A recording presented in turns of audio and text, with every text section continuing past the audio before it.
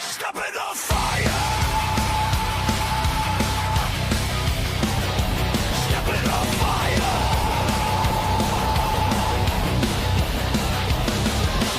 Tape on the wrist, bruises on the knee. Up before the sun, still you gotta bleed. Tired little town, hot dust in your throat. You learn how to run, then you learn to float.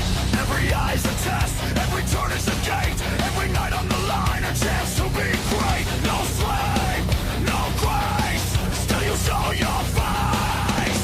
One more round, one more climb, one more shot tonight. Rise, Cincinnati, rise, rise, rise.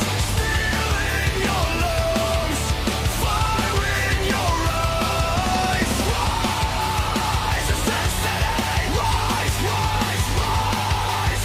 Take what you earn and don't ask why.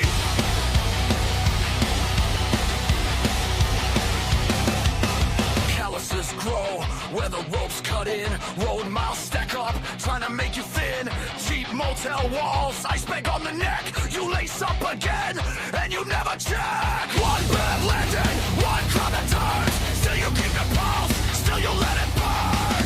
No slave, no grace, still you show your face. One more round, one more climb, one more shot tonight.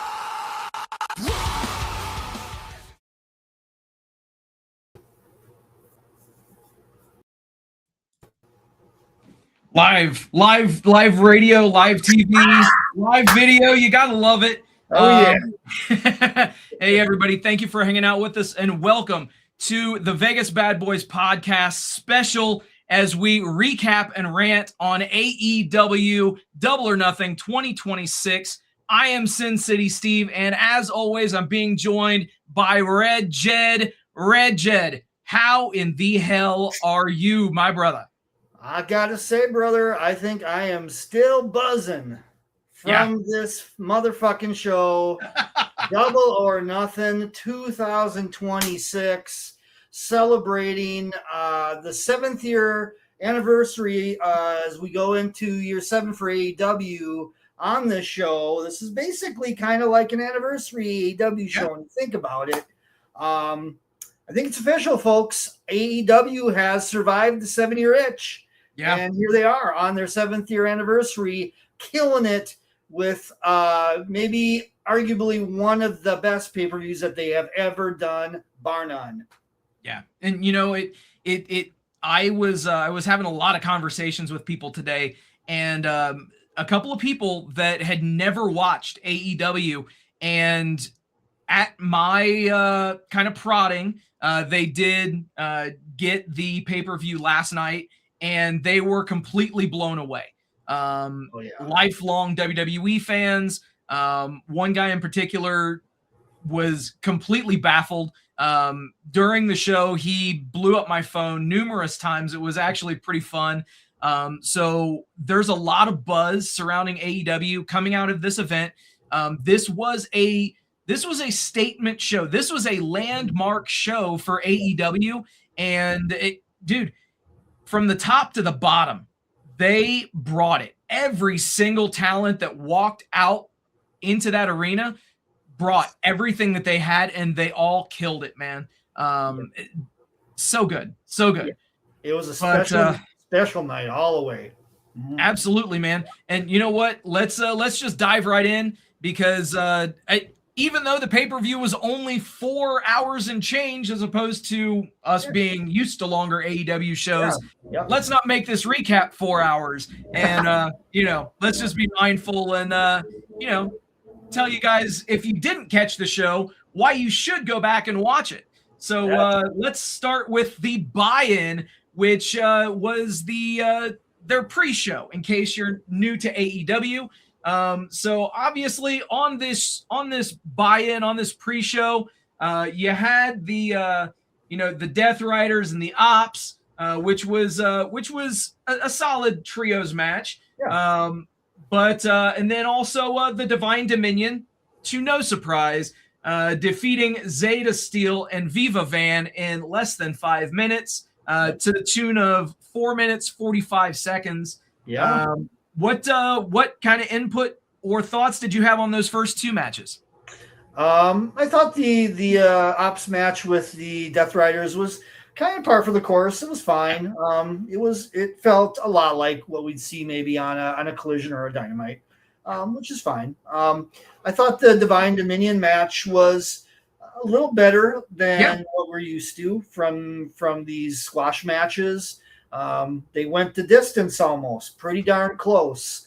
So I thought Zeta Steel looked pretty good. She has really good presence, and Viva Van, man, she's getting her opportunities. So that's awesome as well to see that. Hell yeah, man. I'm super happy for both Zeta and Viva because, Viva has been signed to AEW for a couple of years now. Yeah. And, obviously very largely competing in Ring of Honor and doing some enhancement work on the main roster. But it's good to see that, she was involved in this match. Zeta getting the double choke slam at the end of the 5 minutes there. It solid stuff by the champions, man. Lena Cross and Megan Bain they're crushing it right now, man.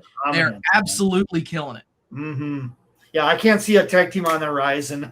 AEW is going to have to get creative, I think, moving forward, because I just don't know who they're going to pair off to finally get the belts off these girls. It's going to be a while, I think. I'll tell you, man, I would not be surprised in the slightest if the Brawling Birds are the ones to take those titles at Wembley. There you go. Oh, that would totally make sense. Yeah. Being in London. Absolutely. Hayter and Windsor winning those titles in London. It writes itself. Sure does. Love it. But you can keep the Divine Dominion, keep them like a freaking unstoppable force, no pun intended. But no, I think that legitimately they can run roughshod on the division and run into a bit of a speed bump in the Brawling Birds and lose those titles. There you go. I love it. So book absolutely. Dano. What's up? I said, book it, Dano. Hell yeah, man. And then elsewhere on the pre-show, we had the 10-man tag. We had our party match in the pre-show as Boom and Doom and the conglomeration with the Rizzler and Big Justice taking on Shane Taylor Promotions. Let's just be real on this. This was just a giant ad for Vita Coco coconut water.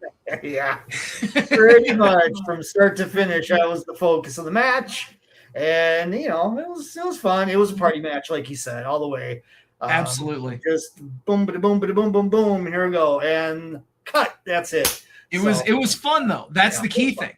Yep, the one thing that I have to hand it to them, I did see some discourse online about them heavily promoting a product on their show, but the fact is this was done on the pre-show.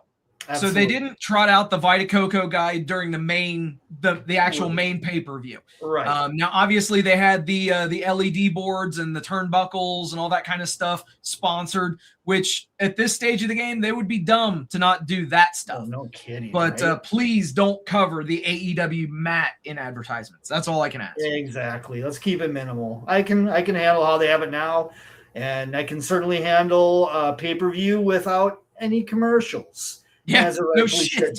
So there you go. I completely agree. Yeah. And elsewhere on the pre-show, we did get the Mick got his graphic. Sure Mick Foley is all elite. You gotta love to see it, man. And call it whatever you will, dude. Mick was out there, and in the pre-show, they had him mixing it up with MJF and Darby Allin, the two guys involved in the main event of the show. And Jed, I'm not gonna lie to you. When I saw MJF out there, I was completely surprised that he sullied himself to appear on the buy-in or the pre-show. Right. But it was great because you actually did get Mick breaking character and telling MJF to just calm down, let him enjoy the moment for just a second, and then he dove right back into character, which was a really cool moment to see. And then obviously Mick giving the heartfelt speech to Darby Allin after Darby ran off MJF. after MJF kicked Mick in the nuts. Yeah, great ending to the pre-show for sure. Yeah, this was a fantastic segment, which was pay-per-view worthy. I mean, you have Foley out there selling the whole situation, cutting promos as only he can do with passion and purpose, and a little nod to like maybe something down the road with him and Darby. And most certainly, I don't know where exactly they're going to go with this, but Foley and MJF have something going on down the road. I don't know if Foley is going to actually have a match down the road. I know there's been some online discourse on that too, if that's going to happen, or if he's going to go out one more time on his terms kind of situation. I guess time will tell with that, but I could most certainly see Foley mentoring somebody against MJF. And like I said, he is like, him and Darby Allin are like peanut butter and jelly. They're from the same kiln, the same ilk, the same gimmick, essentially, putting their bodies on the line. And God, Darby is taking it to a whole other level than Foley even went. So, oh my God. Said about that. Yeah, we'll definitely talk about that as we recap the main event. But turning over now to the main show, and, props to the graphics team with AEW. They always do a really good job with these themed posters. Yeah. So good.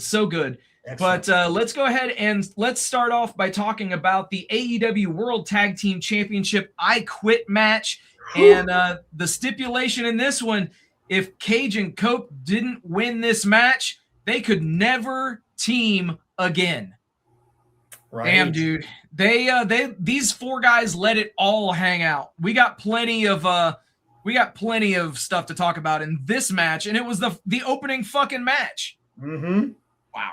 Yeah, whoever helped them lay this match out, it may have just been these guys alone. I don't know. I mean, we have a lot of agents in AEW like Jerry Lynn and et cetera, Colt Cabana and whatnot that do great work in a lot of these matches as well. But particularly whoever laid out the spots for this match and the flow and the crescendo of this match, holy Toledo, fucking 5 stars to you folks who did this. But this was by far the best tag match I've seen all year. This is a match of the year contender in my mind. I thought the story that was being told in this, when you think about the entire program and the entire feud that these guys have had with Copeland and Cage and FTR, boy, it just checkmarked everything off that you wanted to see in a blow-off, that you wanted to see in a match like this. I don't think the program's blown off by any means. We got more to go. Oh, yeah. But this chapter was, wow, what a way to tell the story with Beth Phoenix out there, the flaming table spot. Oh, bro. Oh, my Lanta. Yeah. Holy shit. You gotta love that, man. Ah! Yeah, that too. Holy fuck. Luna Vachon personified in Beth Phoenix. Wow. Dude, Beth looked great. I love it. I loved everything that they did in this match. Yeah. I did find it very interesting that they chose this night to be the night that they paid homage to the Edge and Mick Foley WrestleMania Flaming Table spot with Mick Foley in his first night in the company, and obviously Copeland in the opening match. So it was great. But dude, this thing came down to Spike right on the top of Dax's head, bro. While Christian had him locked in a Scorpion Deathlock. Yeah.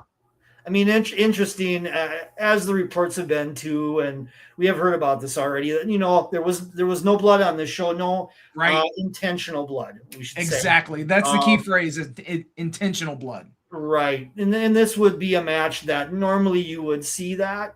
Yeah, you would see a lot of blood in this match, but if they would have been virtually anywhere in the U.S. other than New York State, we would have seen a bloodbath. I'm sure, no question. And I have to make note as well of that pile driver spot on the table to Copeland. Oh my God, that looked really stiff. Yes. His fucking vertebrae must be tingling a bit today after that. And he came back. He was looking a little lumpy from the spot too. Oh yeah, cuts and abrasions abound. Wow, just and even like at the finish of this match, I guess I got a little. I wouldn't call it like I broke down and cried or anything, but it got me in the Googles a little bit to see Edge and Christian. Back in the day, full circle here in AEW now as Christian and Cope. Getting the titles, one last ride for these guys. It was something special. It really felt like a big moment, a big win. I think Edge or Copeland looked very emotionally taken back by everything too, as was Beth Phoenix for sure. And then Christian, of course, always kind of no-sells everything, but you could see he was even feeling it a little bit as well. He was definitely feeling it. And, you mentioned the crowd. Dude, this crowd was fucking rabid from the very beginning when Cope's music hits and they're singing along with his song. Dude, unbelievable singing performance by this crowd on that one as well. Yeah, this is not hyperbole when I say this. I think this was one of the best AEW crowds ever. And that covers a lot of ground. You and I were at the first Double or Nothing in Vegas. Great crowd there. Other years here in Vegas with the Double or Nothing concept coming into town. Great crowds. I've been and you've been to many AEW shows in Chicago. Great crowds, unquestionably. But this was a whole other level of from start to finish. This crowd did not die out, did not calm down. They were engaged 110% throughout this fucking show. Absolutely, man. This was one of those nights where the crowd was an active participant in every match, which was fantastic. Yeah. And the way they filmed the crowd, once again, kudos to the production team on that. Filming the intimacy of the crowd and the reactions of the crowd like you were right there in the arena. That's something they really step up on in pay-per-views, I've noticed. Oh, yeah. The cinematography was off the charts. Some of the camera shots and angles that they were using were just so good. And I was able to get a couple of the images, and we'll show those here in a bit. But, dude, the cinematography across the board was unbelievable. Unbelievable. So excellent job by everybody, not just your talent on screen, but your production team, to the agents that helped to plan out the matches and the show flow and the format. Just everybody executed, and that was just one of those nights when everything went right. For sure, it was the definition of true synergy from every aspect of the company.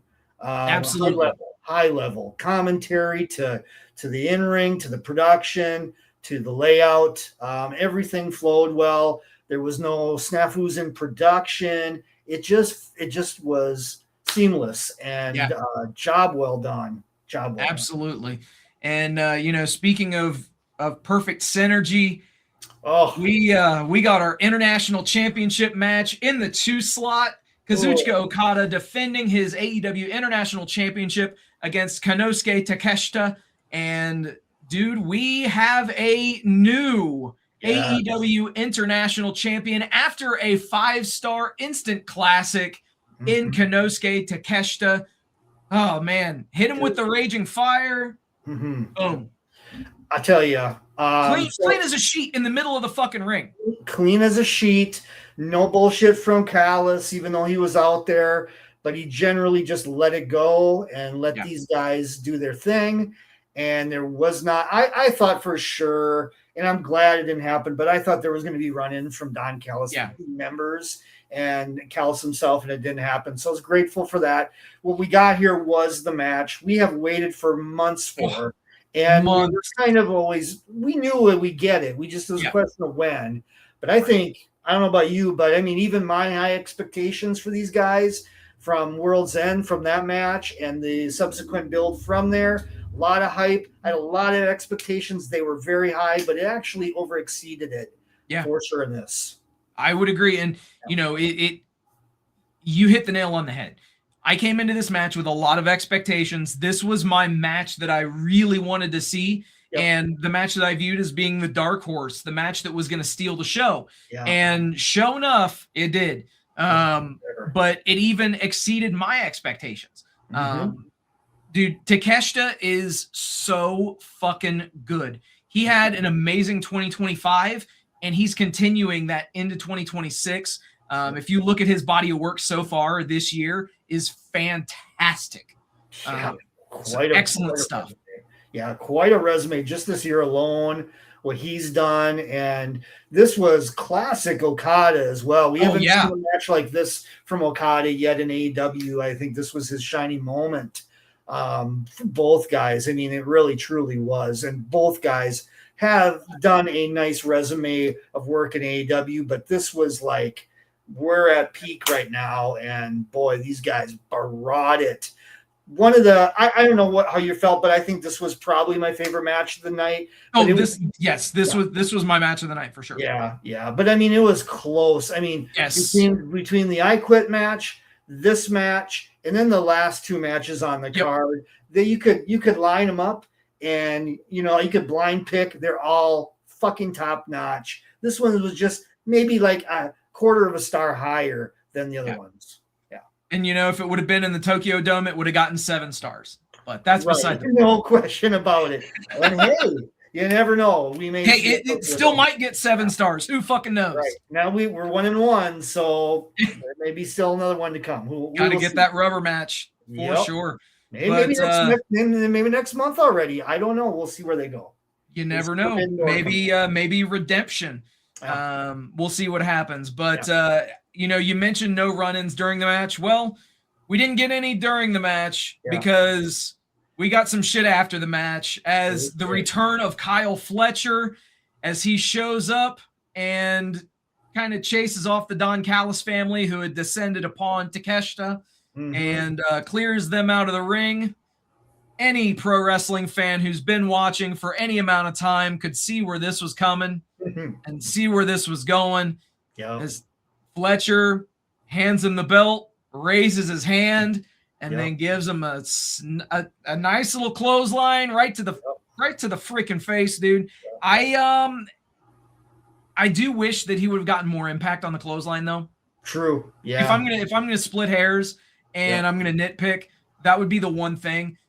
He hit him, but Takeshita went down and he sold it like as if he got hit by a damn truck. No shit, right? Or a bus, like what we saw later in the show. Yeah. The reaction didn't match up the execution a little bit in that one, but I have to say, man, when Fletcher came out, the crowd lost their mind.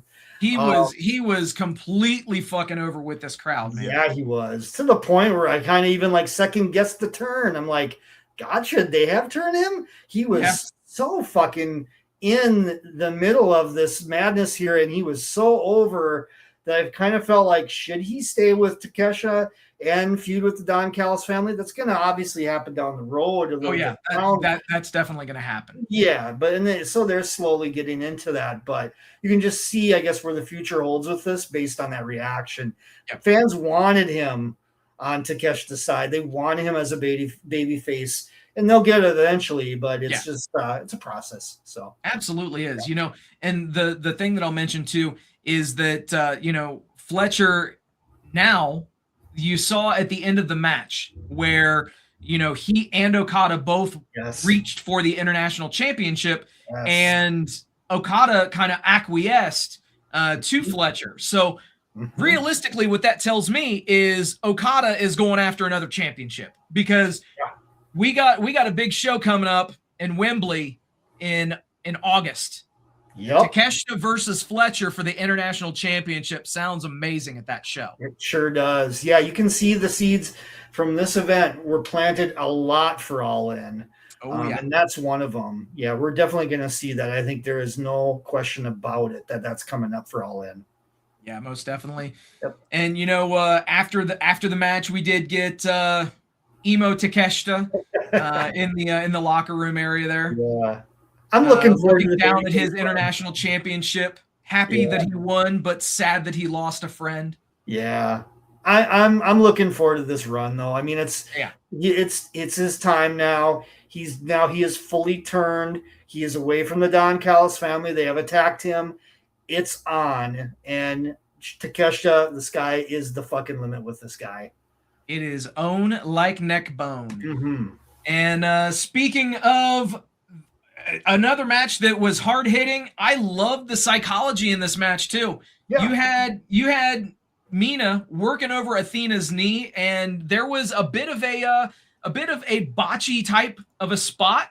Mm-hmm. And looking at it in hindsight, it realistically was almost designed to look that bad, because after that spot where Athena was up on Mina's shoulders in a bit of an electric chair and got spun around, and Athena hits the mat and her knee gets tweaked.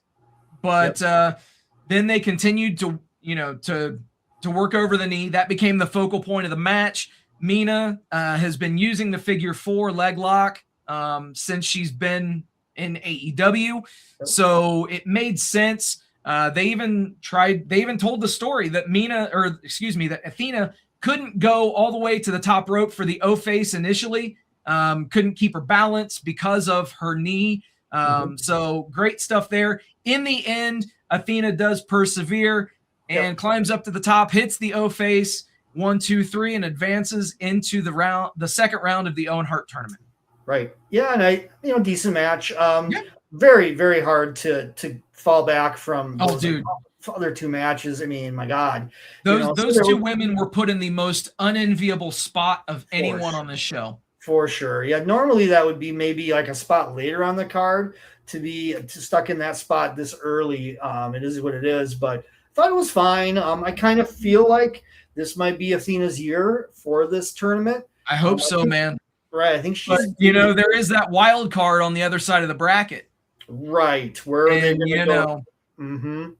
Yeah, I wonder. Because from the other side, I kind of figured Willow was going to be that person at the end with one more match against Athena. They've had a nice run of matches in the past. Yep. And I thought that would make perfect sense for the final with Athena maybe going over Willow and getting that spot. Now we'll see what happens. I think the wild card spot could be particularly a big name. I'm wondering about Mercedes. Yep. Money. Yep. And then Mercedes and Athena in the final. Yep. Yeah. Why not? You're reading my mind. I love it. Yeah. Let's go. Oh yeah. Yep. Absolutely, man. And that was like what we said. That was a very solid match. But dude, I gotta say, Jon Moxley and Kyle O'Reilly for the Continental Championship. These guys went out there and put on a technical masterpiece. Absolutely. And realistically, you shouldn't expect anything different from either one of these guys. Right. But they went out there and they delivered.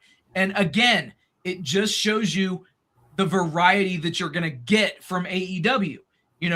Match 1, you had a crazy weapons match.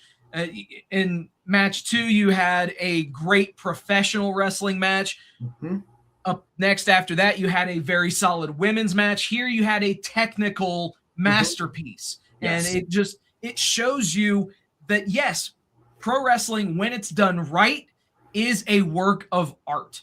It sure is. Yeah. And like you said, this is a different style that was presented particularly in this form. I know Tony Khan was talking about a little bit about the style shifts on their big shows when he was talking about also the Ring of Honor pay-per-view where there was like 2 or 3 pure wrestling matches, which reminded me of something like this. Only this was at a higher level even of those matches. This was great. These guys work fantastic together. The full gear match was great. This was just as good. The Dynamite match on Wednesday to build this was excellent. I think even though Kyle O'Reilly didn't get the win here, his stock is continuing to rise and will continue to be at a different level than he was before he came into this feud. So I think that was the whole intention. Absolutely. And, after the match, after Moxley did get the tap out victory, which the ending sequence was awesome. I loved how each guy had, the leg submission locked in on one another, and it was because Kyle O'Reilly went for the pinfall that ultimately he lost the match. I think that that's something that can't go understated. Yeah, again, they're telling stories, and the finishes to the matches, they make sense. Psychology is actually a thing if you watch the fucking product. Right. Yep. It told the story, even played into their other matches a lot. There was a lot of throwbacks to those other matches. Moxley showed great vulnerability in this match. I mean, what else can you say? The guy really did a fantastic job of making O'Reilly look legitimate. And to follow up as well, he got the win, but O'Reilly dominated this program. He really did. So, and that's what I take from it more than anything. Absolutely. And, Kyle O'Reilly definitely improved his stock by losing this match, which is rare. But, man, I'll tell you, another very solid match that followed this one up was Will Ospreay and Samoa Joe in the tournament quarterfinals of the Owen Hart tournament. And, dude, this one got off and running real quick. Much so that Ospreay hits the Os Cutter while Joe's opening pyro is still going off. Unfucking real, dude. And from then on, it was just a sprint to the finish. It was fun to watch these guys do what they do best. Yeah. This reminded me a lot of, there was so many in the past at TNA of AJ, well, even in WWE, AJ Styles and Samoa Joe. Yeah. This had that same feel to it. Ospreay was definitely pulling pride from those matches. I know he had a history of, I remember him talking a lot about the Christopher Daniels, AJ Styles, Samoa Joe match, which basically got him interested in being a wrestler, period. So there was some nods to that in this match, it felt like. And just, it was a very hard, stiff match, too. These guys were throwing down, no question about it. Felt like an elevate. This did not feel like a Dynamite match. This felt like it needed to be on a card like this. While it maybe was a couple notches below some of these other matches earlier in the card, not by much. By much. It was still well over 4 stars to me. I would probably go like a 4.25 on this one. It was still fucking great. I definitely agree. And the thing is, obviously, they've been hyping up Ospreay getting these submission victories, and they even made allusion to the fact on Dynamite that his new finisher was named Death Ground, but he picks up the win not with a submission here, but with a pinfall victory via Hidden Blade. So again, they do protect Joe a bit in that they didn't make him tap out to a new submissions expert, but very solid stuff right there in that one. But the Owen Hart tournament continued, bro, as we had Swerve Strickland and Bandito in another quarterfinal match. But you know what? I loved Swerve's entrance gear. Yes, loved it, man. He rocking the Beat It, and paying homage to the man himself.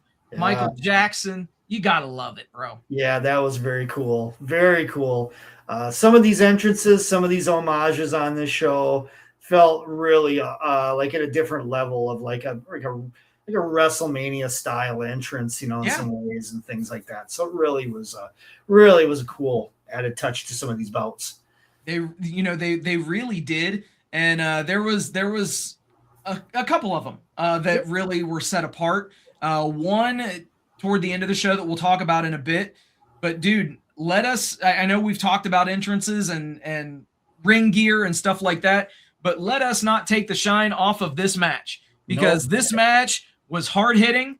This match featured some spots that I have never seen before in my life. Me too. Such as that house call kick from the shoulders of Bandito. What the fuck, dude? Oh, wow. I was left speechless by that.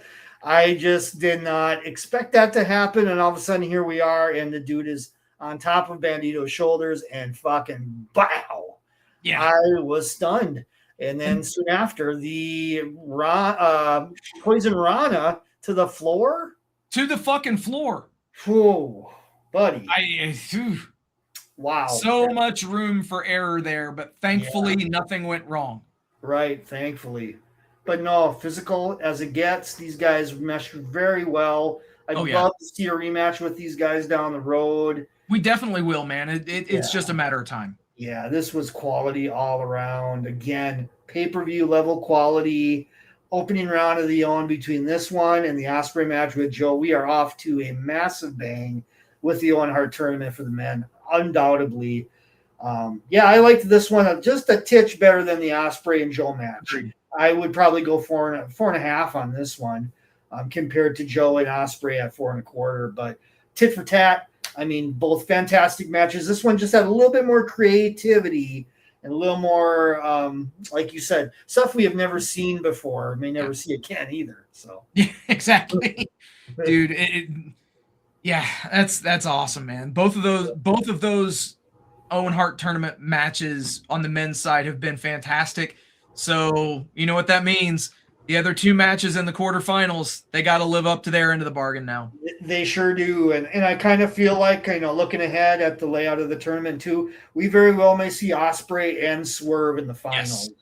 Yes. I think that's very possible. And if so, bring it on. I'd love to see it.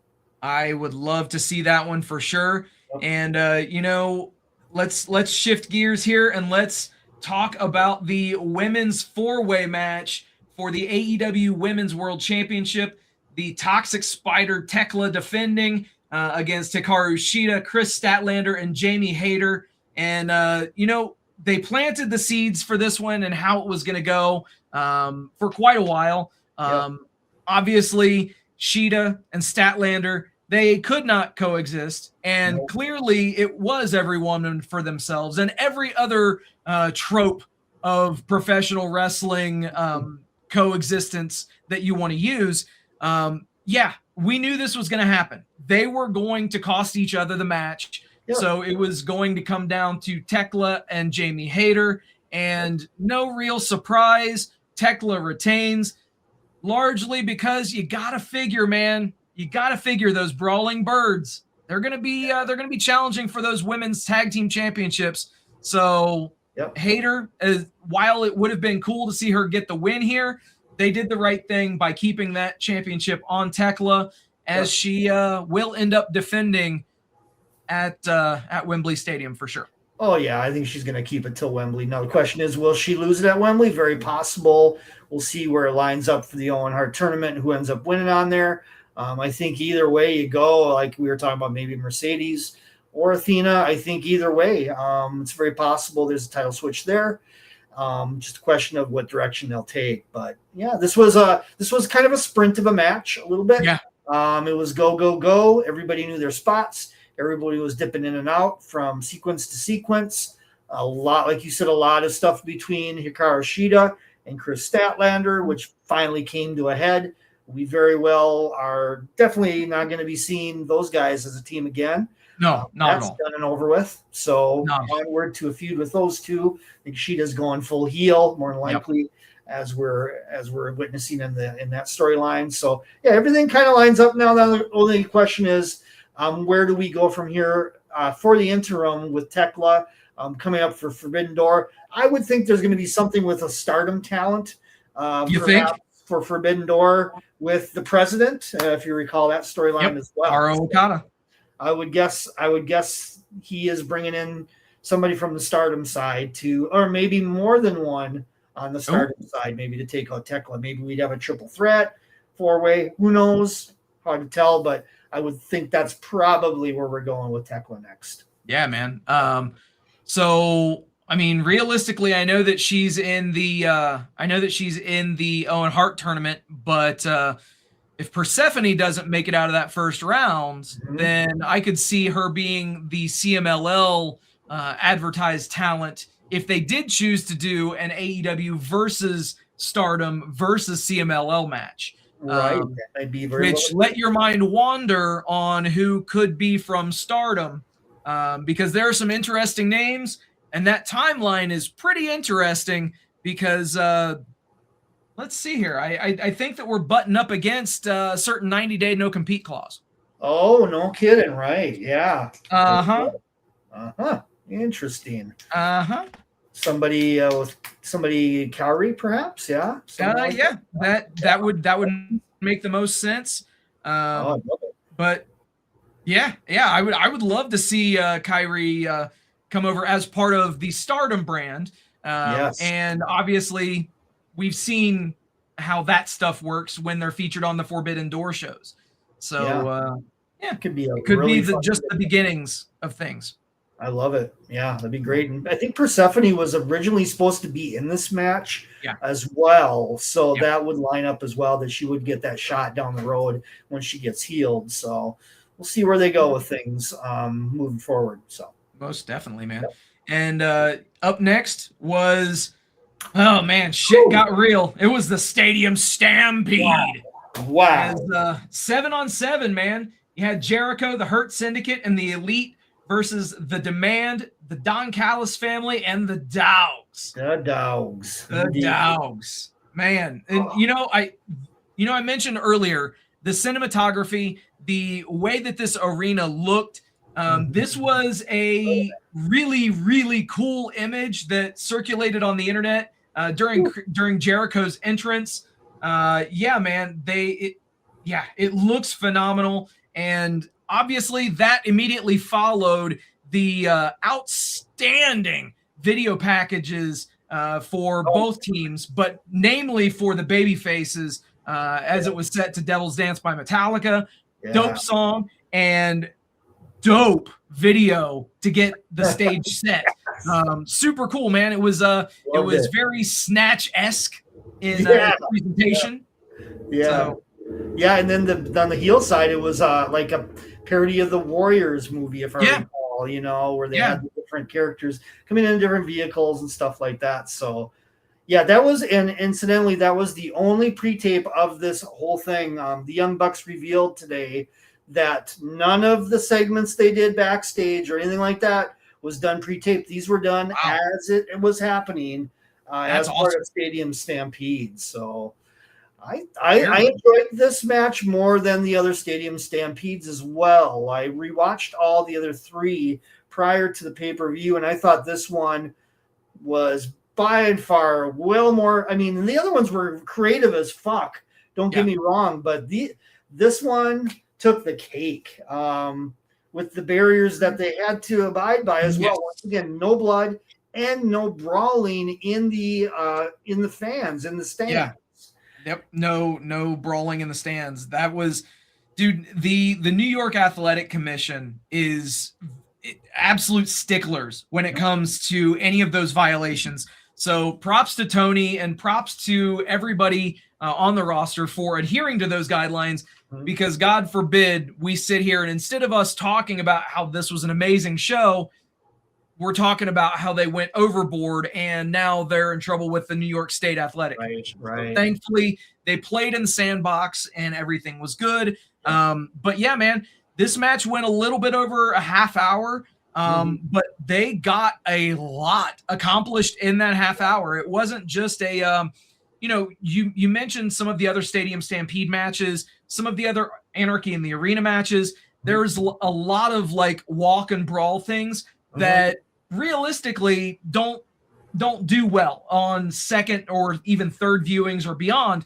But I think that the way that they built this match, there will be that replayability and, people will want to go back and check this thing out.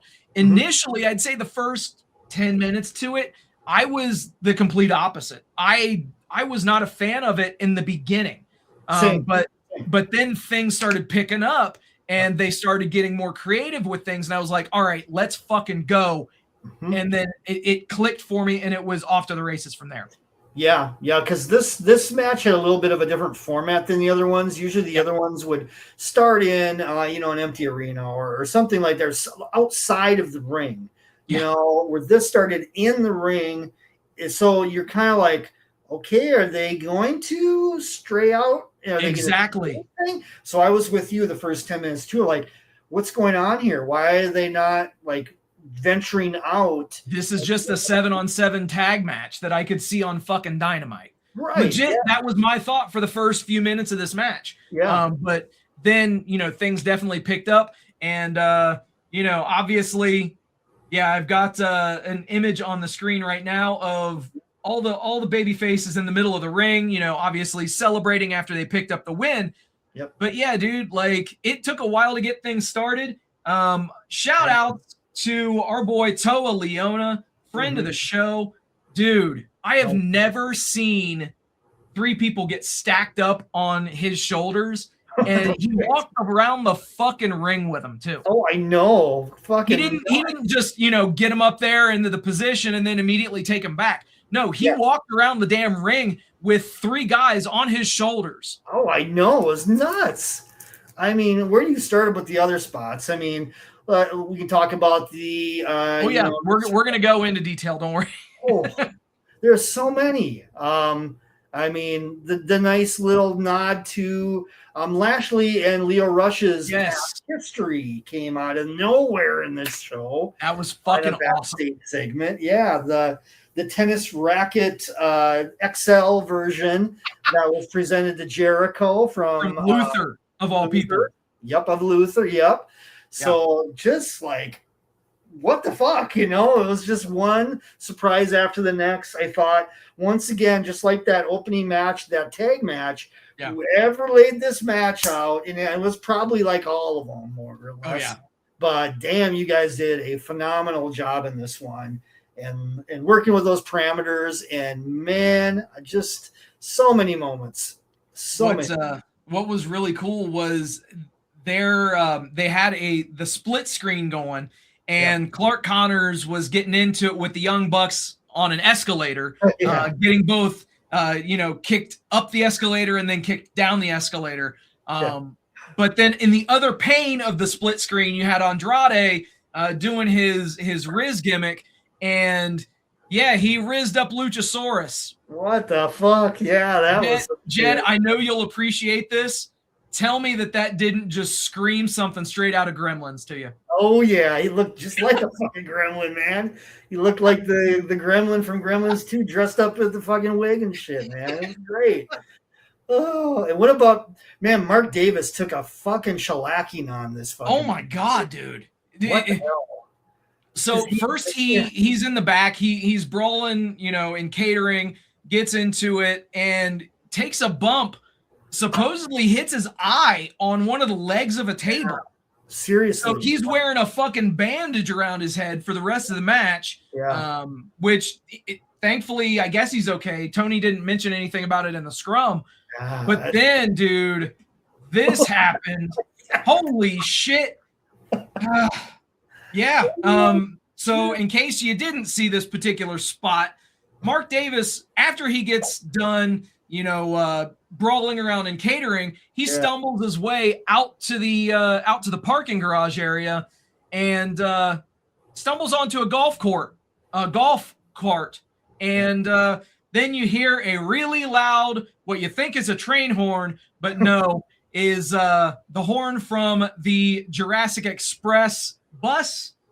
And then, dude, full steam ahead, Jack Perry just drives this fucking bus through the golf cart into another car, and you had commentary worrying about Mark Davis's life like he just got mangled in a fucking car crash.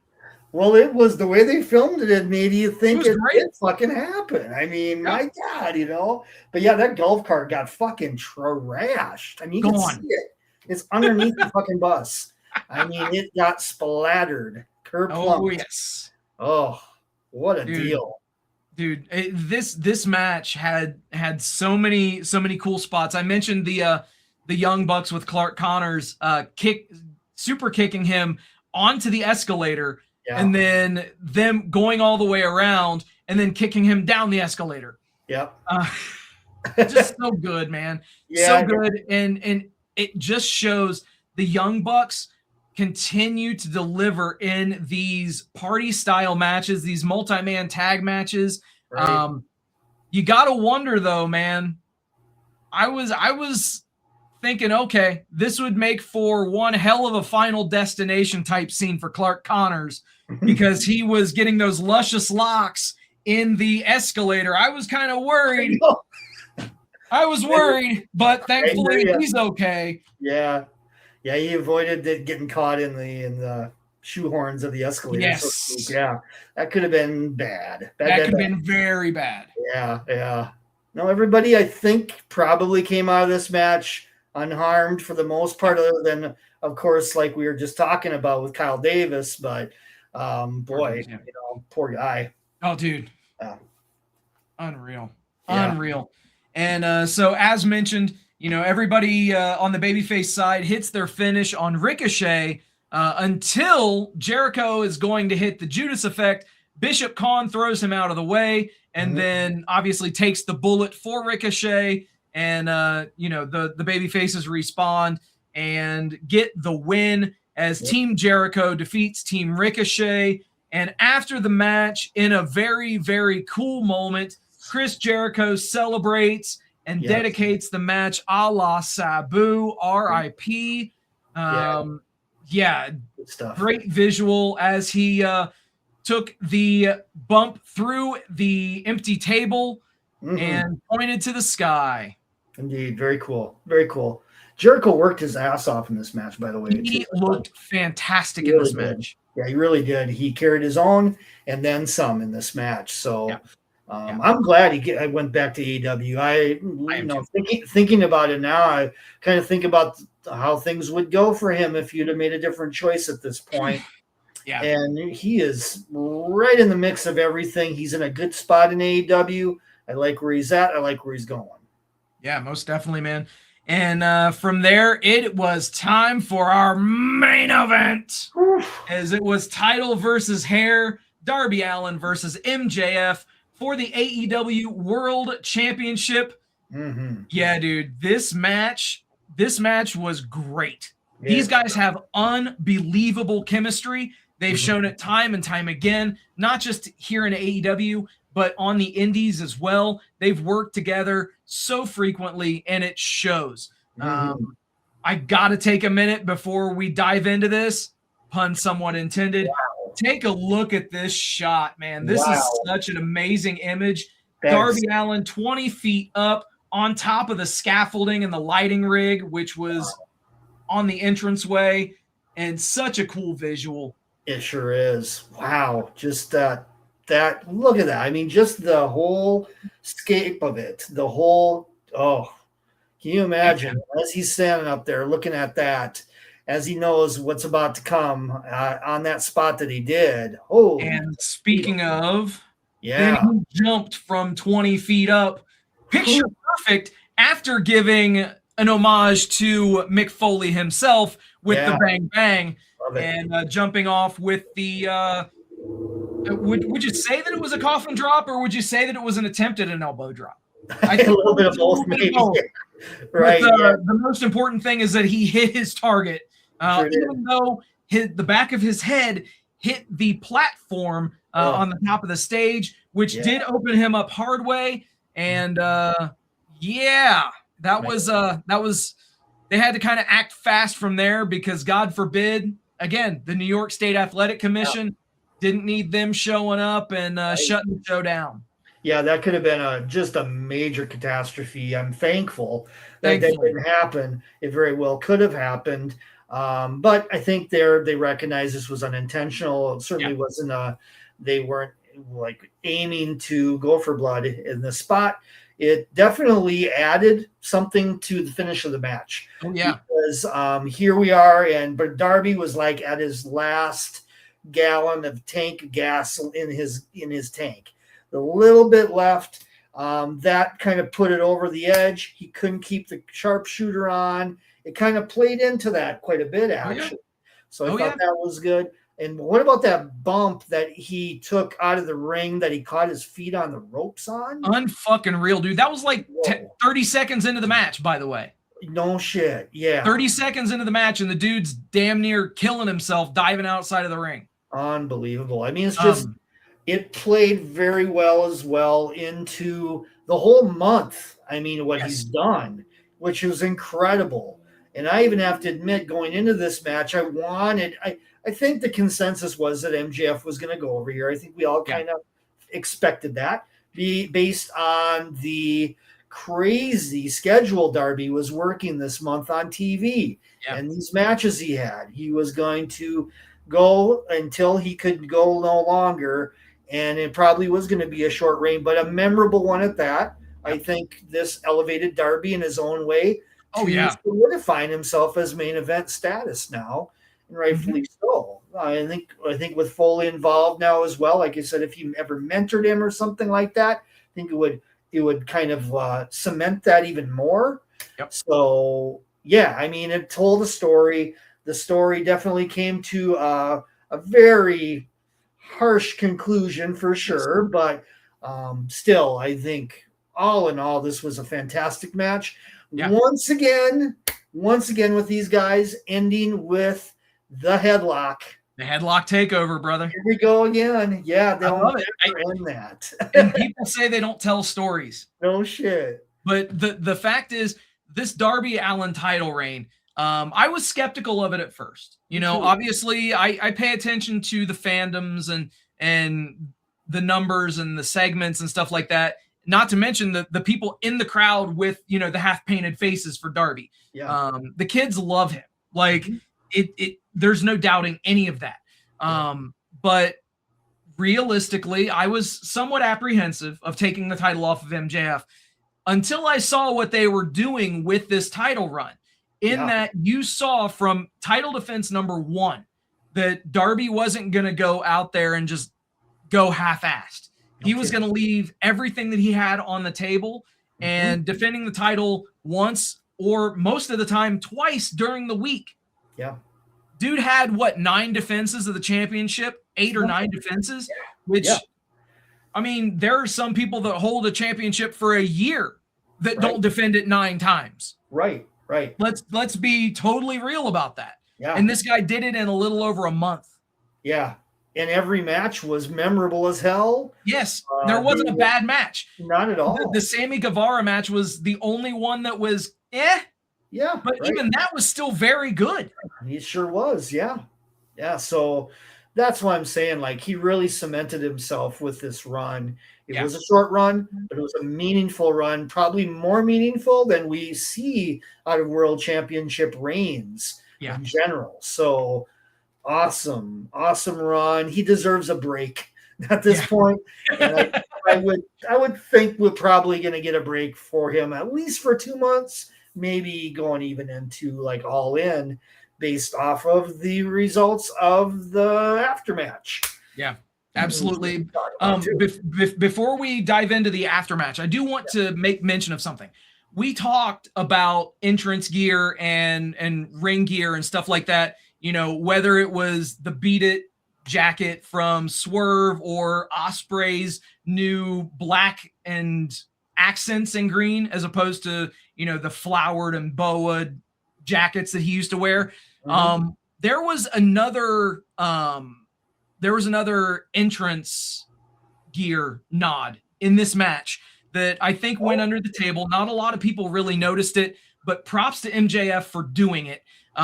He came out in his Burberry print, but the accents were of a salmon and a teal color. So that actually was a tribute to the late Hana Kimura, who self-harmed, and that happened actually on May 23rd of 2020. So she unfortunately self-deleted on the 23rd of May. This show was on the 24th of May. So it was a great homage from MJF. Obviously, you know, say whatever you will about MJF the character, and he always tries to stay in character at all times. But it's just the little things like that where it's like, you know what, that guy fucking gets it. And true professional. Absolute professional. Great job, great nod by MJF. But like what you were mentioning, let's look at the exact opposite side of the coin. and let's talk about Kevin Knight, that son of a bitch. That son of a bitch. Yeah, what a finish. I mean, dude, this is what was like to me like the cherry on top of what was a phenomenal, flavorful, wonderfully delicious Sunday that was this pay-per-view. Then you get a like, wow, okay, you knew sooner or later Kevin Knight was going to turn. It was going to happen. It was definitely going to happen. Yeah, it was going to happen. Was it going to happen out of the blue at the end of this pay-per-view? I wouldn't have called that a million miles, but I knew it was going to probably happen soon. But for them to shoot this right at the end of the pay-per-view with a big cliffhanger effect, I thought was an excellent move by Tony and the company to do this, because we were still in shock of what had happened, you know, and it appeared that Darby was going to get yet possibly another beat down or something on behalf of MJF. Kevin Knight comes out, and by the time he is up on top rope and about to do that splash, it just, oh my God, it took me a second though, because I was still just taking inventory of what the fuck I just watched. And then here he comes and boom. And it makes total sense. Yes. From what was last week in that storyline and the promo that Kevin Knight cut, it all makes sense. And that's what I like to see. Let us down. Yeah. And I'm interested to see where they go with a variety of situations here. 1, is he aligned with MJF? 2, where is Speedball Mike Bailey in the mix of all this? 3, how about Swerve?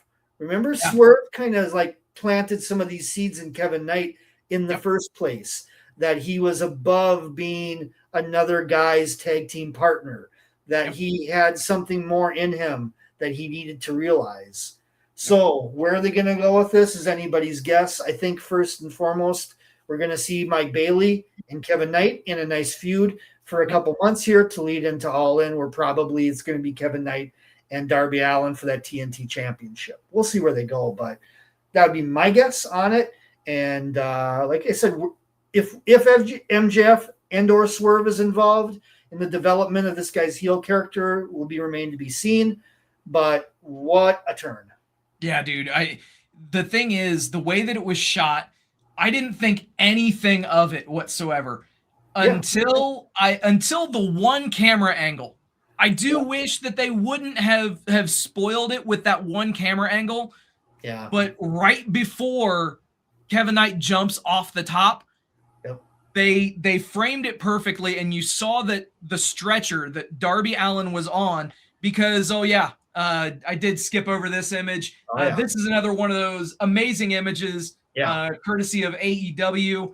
After the match, Darby Allin gets put onto a stretcher. MJF stands over his broken carcass, and then the stretcher gets wheeled, and it just so happens to be at a perfect angle to be able to take a splash. For sure. I wish I wouldn't have seen that camera angle. I know, but right? in any event, it still surprised me, because I had that stunning moment of realization right before, just like you did, and just like I'd say 99% of people did, where we're like, oh shit, this is fucking happening. And then it did. And props to Kevin Knight, props to Tony Khan for setting this into motion and building to this, because this has been something that they have been building for quite some time. Yeah. Kevin Knight has been, he's gotten new gear as of late. He's been operating with a bit more of an edge lately. He's been a little bit more cocky as opposed to just being confident. Yes. So I really want to see where we go from here. I think you're dead on about Speedball being in a feud with him for that TNT championship. I don't think Speedball goes over at all in the feud. I think Kevin Knight maybe lays him out. And realistically, they do have that July pay-per-view that they've called Redemption, which just so happens to be taking place in Canada. So everybody's been speculating, is this going to be a Kenny Omega redemption? Is this going to be, Cage and Cope? Whatever the situation was, I think that you might actually see Mike Bailey come back and have if he doesn't take the title from him on that night, I think that they could have a crazy, crazy matchup. Yes. But ultimately, I really want to see where we go from here. But I think we know where we go from here, and that's the fun part. Exactly. Yep. Yeah, this is a fresh turn with lots of possibilities, lots of directions you can go, lots of development, and I am excited for it one way or another. I'll tell you that much. I really am invested in this turn already. And it just, I tell you, this pay-per-view hit all the check marks. Yes. Fantastic in-ring, fantastic main event, fantastic stadium stampede gimmick once again. Just flowed very well as a pay-per-view in general. And then to have even some angles coming out of it, including this one with Kevin Knight at the end. I just thought overall, like I said, this was one of the best, if not the best, AEW pay-per-views ever. I think a benchmark that you could compare it to would be All Out 2021, where you had similar structure. You had a lot of really good matches. You had a pretty solid main event, but then the post-match of All Out 2021 was what got people talking as how that show finished with Danielson and Adam Cole coming out. And similarly, coming out of this show, where there was fantastic in-ring across the board, then you come out of a big cliffhanger to end the show as well with Kevin Knight. So it was they filled the quota and then some on every level of this show. So damn good. And speaking of filling the quota, let's turn to some news that came out of this show. And AEW, their attendance for Double or Nothing 2026 was 15,015. Awesome. So props to them for drawing in excess of 15,000. It was the second largest gate set from a non-WWE wrestling show in the United States. Obviously, All In Texas is going to hold that honor for being number one. But yeah, in this case, number two just goes to show a stellar build, because that was one thing that really did, watching AEW from day one. Yeah. The one thing that I would have to say that was a needs improvement area was in the build for their major tentpole events. Yes. And I think they hit it out of the park with this event. They did everything the exact right way that they needed to do it. They established, hey, these matches are what we're building towards. And then you saw the feuds come together. And by the time this show went on the air, we all wanted to see those matches, and we had a justification for why we wanted to see those matches. So now that AEW is actually factoring that stuff in, it's going to be an amazing time and a really exciting time to not just be an AEW fan, but to be a professional wrestling fan in 2026. No question. Yeah, they're in a different mode right now that I've seen them in quite some time. And it's really awesome to see the buzz, the energy in this show, the buzz coming out of this show. Oh, yeah. All in all, it was I'm really excited to see where they go for Forbidden Door. I have high hopes for that, with a lot of integration with all the other promotions that they're working with. I think there's going to be some creative matches abound. And then we have this new pay-per-view in July that they're building as well, which, like you said, could go in a variety of ways. Possibly Kenny Omega and MJF maybe. That maybe is possibility there for a main event for that one. And then, of course, we got All In, which is going to be where everything really culminates and where that goes. So we got a nice run coming up here for the summer for AEW. Really excited about it. And, here we go. Get your seatbelts buckled in, because this is going to be a wild ride. Here we go. And elsewhere on the media scrum, Tony Khan confirmed the My AEW app is looking to become the hub for wrestling promotions worldwide. Awesome. So that's huge, man. Especially in the wake of, the documented issues that have been going on with Triller TV. Yeah. There needs to be something else to fill a vacancy if one arises. Right. And it looks like as if Tony is positioning My AEW to be that filler for the pro wrestling business, which is a very, very intelligent move. Yeah, I love it. And you got to love it, man. You got to love it. There's more than enough connections that AEW has made with independent promotions across the country and the world that this could be a substantial amount of different promotions with their content on there. I'm excited about it. I am really looking forward to it. Absolutely. And, speaking of independent promotions, they are already trialing putting other promotions on this service, as QT Marshall's indie promotion that he runs out of Georgia, One Fall Wrestling, has episodes on my AEW currently. So you can watch One Fall Wrestling every week right there on my AEW. And if you haven't had a chance to mess around with the app, it is actually very cool. They have a My AEW Live channel, which is running 24/7 and has AEW programming from day one. 24 hours a day, 7 days a week. You've got episodes of Dynamite all the way back from the very beginning, running constantly. And obviously they're going to be putting other shows on there as well. Yeah. So you'll see Rampages on there. You'll see Collisions on there. Maybe even AEW Dark and Dark Elevation on there. But that's really cool. Not to mention, with my AEW, you get access to all of the Ring of Honor content.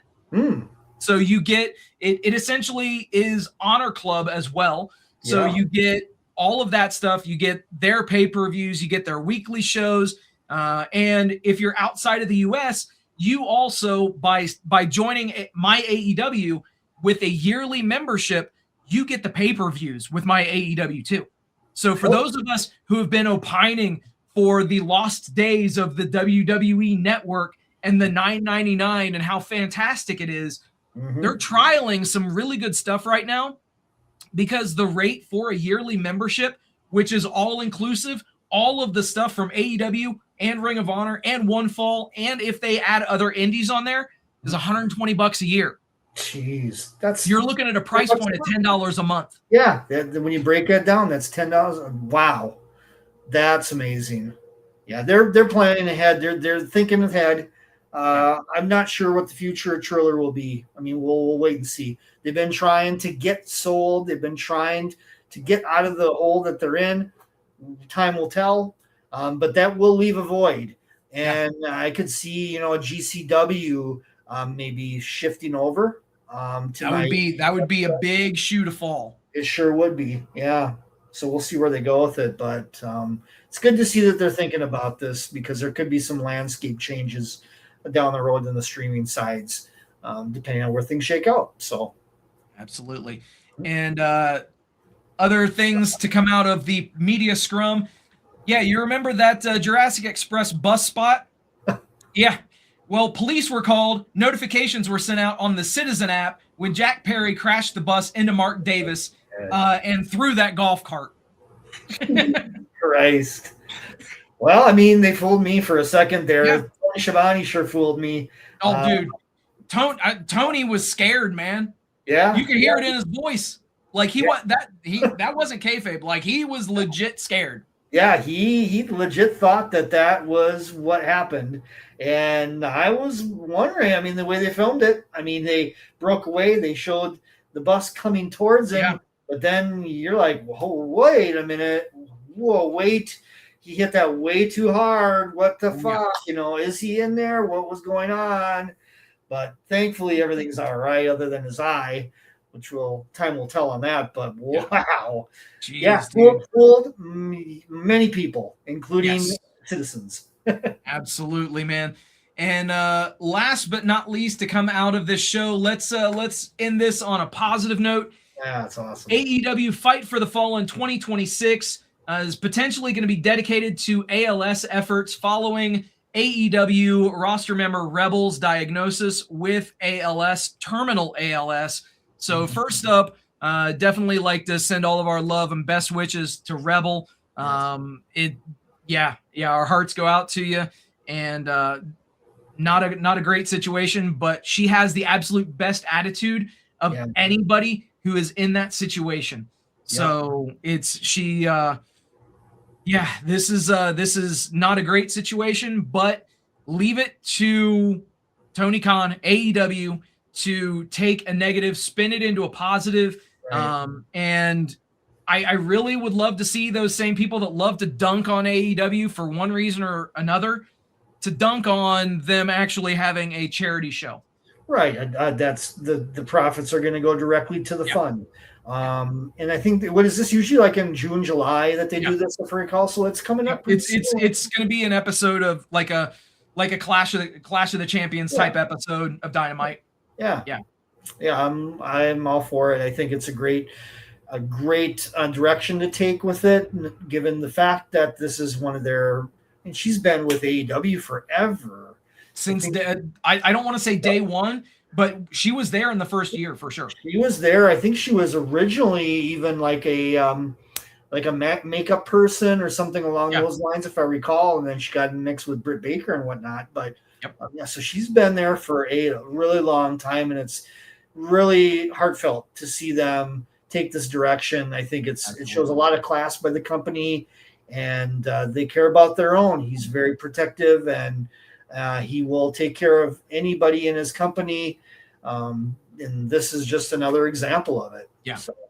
Absolutely. And, just to sum up AEW Double or Nothing 2026, I got to say, this was one of the greatest AEW pay-per-views that I have ever seen. And I've seen every single one of them. I've been to definitely my share of them, as you have as well, Jed. Yes, sir. This was a fantastic show that I am going to revisit because it was that good. Me too. So good, man. And from top to bottom, like I said at the beginning, everybody that was involved in this show brought it, from the in-ring talents to the production teams to the set design people. We didn't even talk about the way that the scaffolding looked with the lighting that they had in place. Absolutely. That was a really cool visual too. Sure was. They didn't take a lot of room for the stage, but good, right? Yeah, I got more people in there, and it fit the motif that they were going for. It was like scaffolding in downtown New York City. I was going to say, have you ever been to New York? Yeah, if I recall, everywhere. We saw that around every corner in New York City. Yeah. So it fit the vibe. It was great. Yeah, just like it, just top to bottom. I mean, everybody was in their A game, from production to staff, to commentators, to cameramen, to the workers, to the people behind the scenes, to the crowd. Everybody was at their best for this show. And, I've mulled over, like I talked about, All Out 2021. I've thought also about All In last year, and a handful of other shows, maybe the first Forbidden Door that you and I were at as well. I felt like that was a great show. Oh, yeah. The first Double or Nothing that we were at as well, legendary historic event. But this took the cake. Some could argue maybe top three, but I think, either way you slice it, is it the best one of your pick? Or is it in that wheelhouse for the top two or top three? Whatever you may decide to land on with it, this was unquestionably one of AEW's better pay-per-views ever. And legendary game changer stuff. Like I said, right at the 7th year anniversary of this company, how apropos, getting past that 7-year itch and taking it to another level, establishing themselves even further, and ain't nobody gonna say. I think even the haters of AEW could take a look at this show on some sort of level and find something here that they could not deny. Yeah, absolutely agreed. Yeah. And at the end of the day, you love to see it. Yeah, you love to see it. So, and as we've mentioned on this show before and on this network before, when the tide comes in, all boats rise. That's how it should be. Yes. And we're starting, I have a definite feeling we're starting to see a bit of a groundswell around AEW. Mm-hmm. And as a result, we're going to see the tide roll in for not just AEW, but for a lot of independent promotions too, which that ties us directly in to what we're going to talk about So obviously we're gonna pivot just a slight bit. You're probably listening to this on either Monday night or Tuesday, whatever the situation is. Tuesday night, the Vegas Bad Boys podcast will be coming to you live for wrestling talk in the same place that you're hearing or seeing this right now. Let's just put that out there. And then later this week on Thursday, myself and RedJed, we will be back with the Sin City Indie Report, where we talk about the ins and outs and everything that happened in this week of independent pro wrestling. So be looking for that. But before we get there, we got to wrap this show up tonight, Jed. So let's talk to the people and just give some final thoughts, tell them where they can follow you, all that kind of fun stuff. Absolutely. Yep. RedJed's Wrestling Rants. Just some variety of stuff that I have on the website, from entrances, match clips, high spots, this, that, and another thing in the world of wrestling. We've been dropping the Sin City Indie Report also on my channel as well. And looking forward to the collaborations in the future. I expect some different things maybe to come and cauldroned up and conjured up in the month of June for some more fun. And check it out. RedJed's Wrestling Rants, Super RedJed on YouTube. Hell yeah, man. And I just want to say thank you to everybody for hanging out with us tonight. Thank you for liking, sharing, subscribing, doing all the stuff that you guys do. We appreciate each and every one of you. Also, a very special thank you to all the brave men and women serving this country, whether you're doing it on lands foreign or domestic. Thank you for doing what you do so that we can do what we love to do. And last but not least, repsports.com, reppsports.com. Go there for all your pre-workout, weight loss, and general energy needs. repsports.com. Use promo code Vegas at checkout. Save yourself 10%. Yeah, man. So there we go. We're done yet again. But it don't stop.